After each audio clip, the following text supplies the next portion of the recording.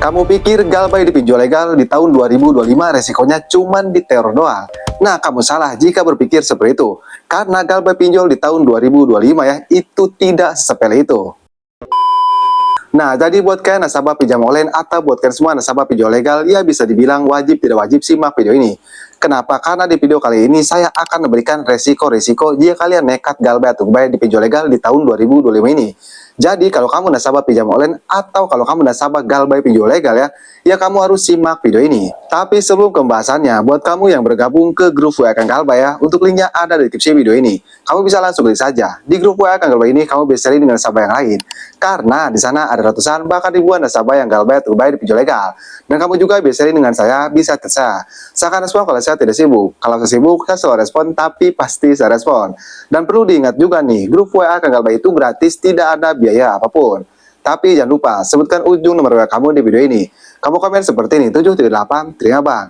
Nah kalau kamu tidak komen seperti itu, saya tidak akan terima, saya tidak akan ACC.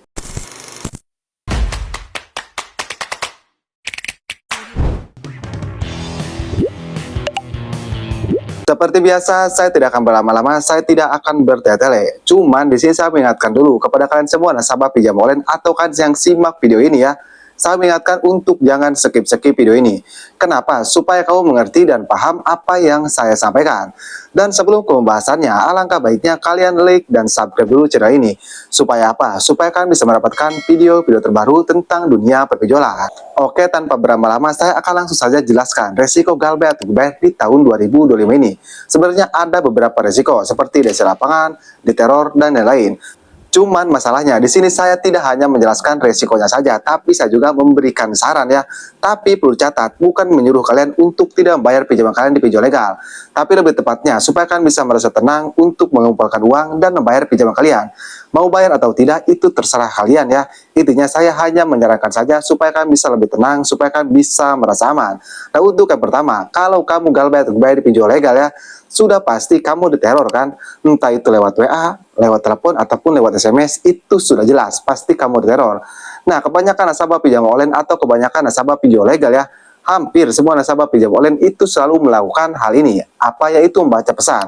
Padahal sudah saya sering jelaskan, kalau kamu niat galbay atau bayar di pinjol legal ya, jangan membaca pesan dari DC pinjol legal. Kenapa? Karena bisa menjatuhkan mental kita, bisa membuat kita ketakutan, bisa membuat kita panik. Jadi kalau kamu ingin galbay dengan tenang, kamu ingin galbay dengan aman ya, kamu hindari deh baca pesan dari DC pinjol legal tersebut. Nah itu untuk resiko yang pertama, kamu pasti diteror. Entah itu lewat WA, lewat telepon, ataupun lewat email, itu sudah jelas. Dan untuk resiko yang kedua, denda pinjaman kamu pasti menumpuk ya. Apalagi denda pinjol legal itu kebanyakan tidak sesuai dengan aturan OJK. Ya contoh saja, kita meminjam 200.000. Bunganya per harinya 20.000, kan itu tidak ngotak ya. Maksudnya itu di luar prediksi. Karena kalau sesuai dengan aturan OJK ya, maksimal denda pinjaman kita itu 50% dari jumlah pinjaman kita.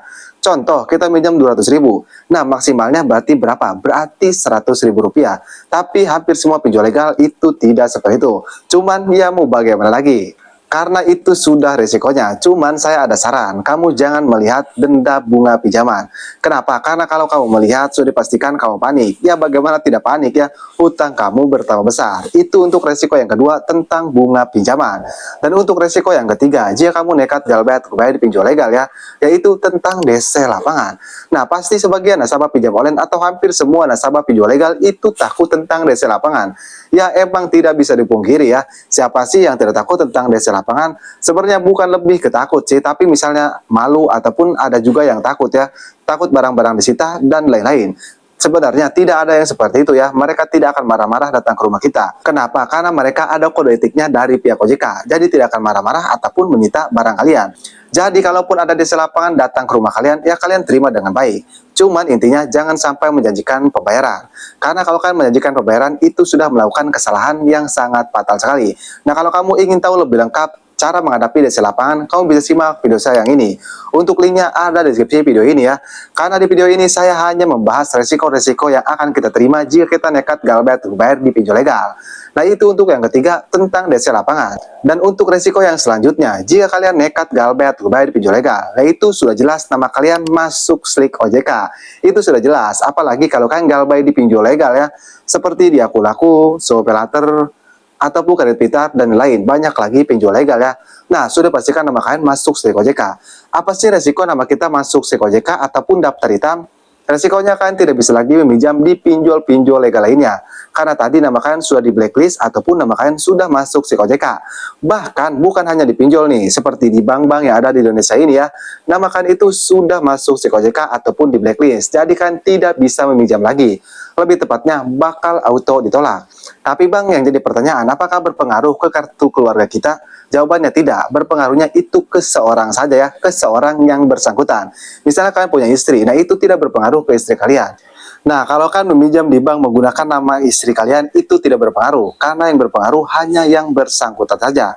Nah, jadi itulah resiko-resiko jika kita nekat galbait atau bayar di pinjol legal yang akan kita terima. Nah, apa kamu merasa kalau video ini bermanfaat buat kamu? Jangan lupa untuk dukung terus channel ini dengan cara like video ini dan subscribe channel ini. Kenapa? Supaya kalian bisa mendapatkan video-video terbaru tentang dunia penjualan. Oke, saya Kang Galbay pamit undur diri. Assalamualaikum warahmatullahi wabarakatuh.